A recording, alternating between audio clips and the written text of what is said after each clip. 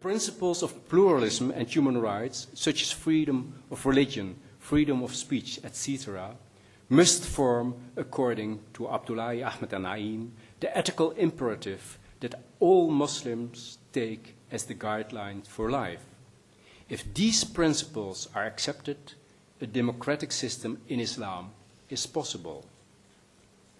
The fourth position is taken by those Muslim intellectuals who may consider Islam, secularism, and secularization as completely irreconcilable, but who are convinced that progress and welfare are only possible if the principles of a constitutional form of government, moral autonomy, secularism, democracy, human rights, and equality are professed and put into practice. Therefore, according to this fourth standpoint, Muslims must stand outside of the religion, as it were, as far as secularism and secularizations are concerned. And they must recognize a secular sphere that is separate and distinct from the religious sphere. In other words, modernity in general, and secularism and secularization in particular, are not seen by all Muslims as irreconcilable with their religion, although it is the case that those who support the compatibility of Islam and modernity belong to the urban middle class and ruling elite. It would seem then that the statement Islam and modernity are incompatible has no epistemological significance. What is its purport then? Philosophers follow Georg Friedrich Wilhelm Hegel in considering self-reflection and a critical attitude which takes nothing as self-evident as characteristics of modernity. In theology and religious sciences, the idea has been adopted that modernity inevitably compels self-reflection. The intellectual, the opinion leader, or the politician who participates in the political and social discussion in Western Europe and embraces the statement that Islam and modernity are incompatible, assumes, of course, that he or she is part of modernity. A critical attitude and self-reflection can be expected of such a person, which will have required the individual to have researched the question of whether the statement is correct before using it.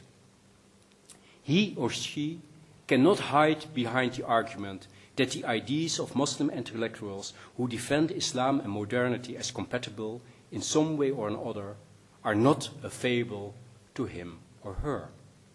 The work of all of the Muslim intellectuals discussed here is a fable in a Western language. Critical research and a certain amount of self-reflection have resulted in the conclusion that the statement Islam and modernity are incompatible in its simplistic form is incorrect. What is the reason to make such a statement? Modernity is sometimes called the institutionalization of doubt in human and social sciences because it undermines all certainties. The fall of the Berlin Wall in 1989 brought an end to the Cold War and thereby to the certainty of the threat from the communist world. There was uncertainty about the question of who the new enemy was, and most people do not like uncertainty. A number of political leaders and opinion makers in Western countries sought and found the new enemy in Islam and in Islamic fundamentalism. From the beginning of the 90s of the 20th century, it was fashionable to speak of the impending clash between Western civilization and the Islamic world. Seemingly, the identity of Western civilization has been defined since that time in its contrast to the Islamic world. This mechanism is not new. In the time of Desiderius Erasmus, so you see, although I am Dutch, I also criticize the Dutch. In the time of Desiderius Erasmus, Europe's identity was defined in opposition to the Turk, which was the name for Muslims in those days. Now then, The statement Islam and modernity are incompatible must be understood, in my opinion, as a political statement that attempts in a period of uncertainty about Dutch and European identity, resulting partially from the large Muslim minorities in Western Europe, to create certainty by making this identity distinct from Islam. The French sociologist Pierre Bourdieu has made clear that every statement entails inclusion as well as exclusion. By speaking in a statement about Islam as a single entity, the impression is created that it is a uniform whole, determined by the past, which is static, monolithic, and uniform, and threatening in its massiveness. The threat is all the more frightening because, it is postulated, Islam cannot be reconciled with modernity, and thus not with the principles of secularism, democracy, and such human rights as freedom of religion and freedom of speech. These principles are considered in the statement as characteristic of Dutch and West European identity and Dutch and West European civilization. Muslims are denied by their religion the capacity to endorse modernity and to effectuate it. Thus, they are excluded from Dutch and West European society and are even seen as a threat to that society. Terrorism studies emphasize that exclusion and marginalization of people leads to the feeling that their human dignity has been affronted, leads to humiliation and a sense of deprivation, which in turn provide a source from which Islamic fundamentalism flourishes and the terrorism that sometimes springs from it. Muslim intellectuals call Islamic fundamentalism the illness of Islam, which can only be cured if there is a halt to the exclusion of Muslims. And the right of Muslims to exist is recognized by granting them an integrated place in society. Frits Bolkestein. So again, now you hear what a beautiful language Dutch is.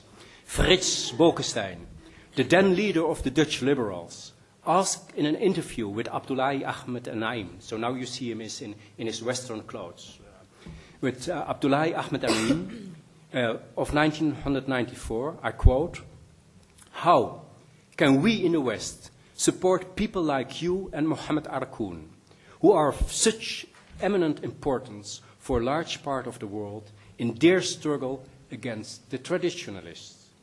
End of quote. And Naim answered, I quote, "What you can do is not speak for us, rather strive to protect and to respect our right to speak." End of quote. For a decade, the answer of Naim fell seemingly on deaf ears. However, the decision of the patron and the board of the Premium Erasmianum Foundation to award the 2004 Erasmus Prize to Sadek Al-Azam, Fatima Mernissi, and Abdul Karim Soroush is the answer Muslim intellectuals have hoped for and long awaited, a prestigious token of respect and a strong signal that there is indeed a place for Muslims in the Western world. It is a hopeful sign for the future that whereas Erasmus defined the European identity as distinct from Islam, the advocates of his intellectual heritage have publicly borne witness with a choice of the award winners to the view that Muslims and modernity are not in any way mutually exclusive. This view deserves general endorsement and wide recognition. As the absolute legitimacy of the secularization theory is now recognized to be false, and a desecularization and a deprivation of religion has been remarked, this view should lead to serious consideration in West European societies of the ideas put forward by Muslim intellectuals in the search for a solution to the tension between religion and modernity in general, and religion and secularization in particular. Thank you very much for listening to my